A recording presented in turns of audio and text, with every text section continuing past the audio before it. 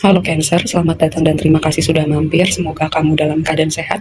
Ini adalah reading timeless tanpa batas waktu, jadi kapanpun kamu nonton adalah waktu terbaik kamu untuk dapat pesan ini ya. Oke, pas influence kamu adalah thinking man, ini gak masalah laki-laki atau perempuan, jadi mungkin kamu berpikir tentang sesuatu hal atau ada orang yang membantu kamu memikirkan tentang sesuatu hal. Hal yang kamu pikirkan itu apa? Nanti kita akan lihat kita konfirmasi lebih lanjut maksudnya. Lalu di energi presence kamu adalah the word ini kayak ada energi seperti jarak, beda negara, beda pulau, kayak ada sesuatu tentang dunia yang besar ini. Jarak mungkin signifikan dalam reading kamu, dalam situasi kamu, perbedaan negara, perbedaan lokasi, lalu bisa juga ini ekspansi pikiran gitu, perubahan perspektif, perubahan cara berpikir. Mungkin semesta menghadirkan situasi di waktu sekarang atau sekitaran kamu nonton reading ini tentang suatu mungkin kamu punya rencana untuk berpindah negara, berpindah lokasi, mengekspansi diri kamu dengan belajar bahasa, misalnya budaya yang lain juga, atau ini kayak semacam kamu mendalami sesuatu hal filosofi, keagamaan yang membuat diri kamu tuh kayak ada yang sesuatu berbeda gitu dengan perspektif kamu. Lalu di waktu yang akan datang ini kalau nggak salah Leo dapat posisi ini di tempat yang sama gitu, Angel of Strength. Jadi kayak aku bilang sama Leo gitu, 2024 emang vibe-nya fresh, tapi bukan berarti tanpa tantangan. Dan dengan apapun tantangan itu, kamu udah punya kekuatan dan bekal pengetahuan kebijaksanaan untuk menghadapi itu semua. Lalu ada beberapa vibe di sini memang agak berat gitu ya, tapi gini, kalau kamu merasa situasi seperti buntu atau nggak ada jalan keluar atau kamu nggak bisa melihat ada kayak ada energi kegelisahan gitu, atau mungkin kamu berpikir skenario terburuk, worst case skenario, tenang aja gitu, ini bukan akhir dari segalanya. Keadaan belum tentu, misalnya kamu mikirin skenario terburuk pun keadaan nggak akan kayak kayak aku tuh kayak pernah bilang ya, kalau kita punya pikiran buruk atau kekhawatiran 99% nggak terjadi gitu ya, jadi sangat kecil kan kemungkinan itu terjadi. Dan di sini juga ada kayak energi kegelisahan juga sih.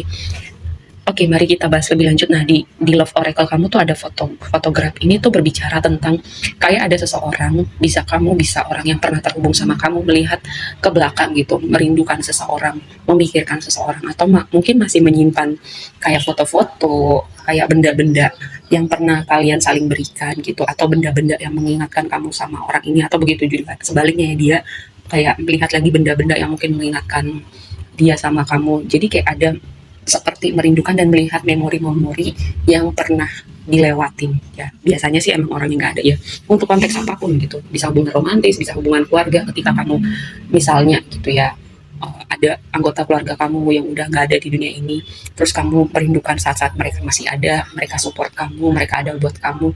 Dan doaku kalau kamu misalnya kangen sama anggota keluarga yang udah nggak ada, doaku bersama kamu dan semoga kamu kuat, semoga kamu bisa ngelewatin ini semua. Dan pas aku ngomong gitu kayak rasa sedihnya berasa gitu loh, kayak aku bisa merasakan ada yang penontonku kayak emosinya tuh terdeteksi sampai sini sih. Oke, dan tarotnya pun juga berbicara hal yang sama gitu, energi pemulihan, karena Four of Swords itu adalah kartu setelah Three of Swords. Three of Swords itu kan kesedihan, kekecewaan, patah hati, dan ini konfirmasinya adalah heart gitu. Bisa jadi orang yang kayak kamu kayak memulihkan dari kondisi yang berhubungan dengan hati kamu gitu. Itu tadi memang orang yang nggak ada karena memutuskan untuk berjalan masing-masing, atau orang yang nggak ada karena sudah berpulang gitu. Dan kamu energi besar kamu memang sebagian besar penonton aku lagi berproses dengan perasaan ini ya. Makanya juga ada yang lagi merindukan seseorang gitu. Dan sebagian lagi memang signifikan ini adalah pesan tentang hubungan romantis. Lalu kita bicara blessing kamu, sekitaran kamu nonton reading ini adalah Hierophant. Lalu dikonfirmasi sama ring, ini tuh energi komitmen yang sangat kuat gitu. Jadi mungkin kamu sudah ketemu orang ini atau kamu akan ketemu orang ini adalah blessing kamu gitu ya. Kalau udah sampai di titik Hierophant, ini adalah major arcana, sesuatu yang besar, sesuatu yang signifikan di hidup kamu. Dengan ring ini, Hierophant itu kan biasanya berbicara pernikahan, filosofi, keagamaan, sosok guru, tradisi. Nah, dengan dikonfirmasinya sama ring ini juga berbicara komitmen, jadi sangat kuat pesan tentang pernikahan atau hubungan yang serius gitu. Dan ini juga bisa bicara tentang komitmen kamu untuk sesuatu yang misalnya mengekspansi diri kamu, karena ada pesan tentang mengekspansi diri kamu dengan pemikiran gitu. Kayak makanya ada, kayak aku merasakan ada vibe tentang belajar sesuatu atau mengeksplorasi sesuatu yang berhubungan dengan culture lain, bahasa lain, atau mungkin bepergian ke tempat yang kamu gak pernah kunjungin sebelumnya. Dan dengan kamu melakukan hal itu ada blessing buat kamu. Selain juga ada blessingnya adalah hubungan yang di level berikutnya gitu, karena Hierophant ini major arcana sih. uh, Bisa juga kalau kamu udah ketemu orang ini, tahapannya akan masuk ke tahapan yang lebih serius lagi. Nah, di tantangan kamu adalah dengan Eight of Cups dikonfirmasi sama Anchor, kayak perubahan perspektif, perubahan cara hidup kamu, ada sesuatu yang berubah signifikan di dalam diri kamu. Mungkin ini proses yang udah berlangsung dari 2023, terus gongnya di 2024 awal tahun. Dan aku juga mendapatkan vibe emang beberapa tuh signifikan banget sih, ada yang berubah di awal tahun ini. Kayak Eight of Cups itu kan pergi meninggalkan sesuatu, bisa menuju angka 9. 9 itu angka berjalan sendiri. Itu tadi kayak tantangannya adalah kamu, sebagian dari kamu ini adalah perjalanan yang kamu pilih sendiri atau kamu harus lewatin sendiri, atau bisa juga keduanya. Ini adalah perjalanan untuk kamu mencari jawaban atau meninggalkan sesuatu yang mungkin ini karena ada yang berubah signifikan di dalam diri kamu. Sesuatu yang tadinya terlihat menjanjikan, sesuatu yang tadinya menurut kamu apa ya, kamu bisa fokus di situ atau kamu kasih dedikasi kamu di situ. Kayak ada yang berubah signifikan dengan hal itu, karena anchor itu harusnya jadi energi yang stabil gitu. Atau sampai di suatu tempat ternyata mungkin kamu tidak menemukan stabilitas di situ, atau definisi bahagia kamu sekarang udah beda, definisi hal-hal yang kamu mau di hidup kamu juga udah beda, karena tadi ada energi transformasi yang signifikan di sini. Jadinya tantangan kamu itu tadi, walaupun hati kamu berat ya, tapi ada yang membuat pilihan secara sadar untuk keluar dari zona nyaman dan memilih untuk mengekspansi dirinya, bereksplorasi, bahkan mengambil resiko walaupun rasanya harus berjalan sendiri atau nggak ada yang mengerti dengan pilihannya gitu.